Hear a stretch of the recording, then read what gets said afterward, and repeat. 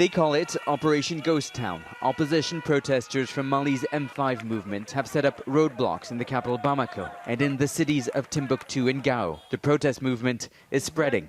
We don't want to be gassed. We raise our hands high up so that they can see we are not looking for violence, that we are not a threat. Our motivation is to continue our movement of civil disobedience so that our demands are met.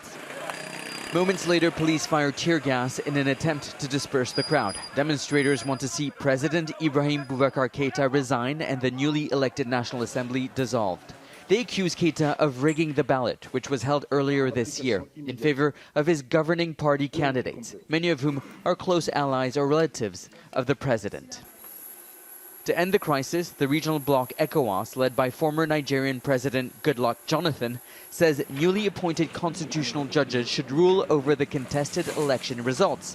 While the bloc calls for national unity, it says there is no reason for the president to resign. It is urgent to set up a government of national unity on the basis of consensus, taking into account the recommendations of the inclusive national dialogue.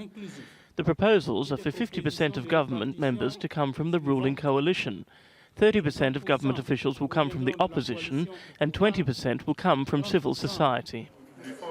ECOWAS says a monitoring mission will make sure that this is implemented before the end of July. But the M5 movement has rejected ECOWAS's recommendations. It wants a transitional government, saying President Keita is in breach of the constitution after commando units trained to fight armed groups such as Al-Qaeda and ISIL affiliates were deployed and fired live rounds on unarmed protesters. Several were killed and many injured. We have told ECOWAS that we will not want the Malian people to feel at the end of this whole process that ECOWAS has the sole objective of keeping a president in power against his people. ECOWAS must not be an instrument for protecting head of state. It must be an instrument of the service of the interests of the people.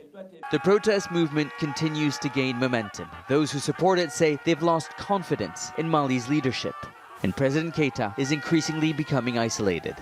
Nicolas, Haque, Al Jazeera.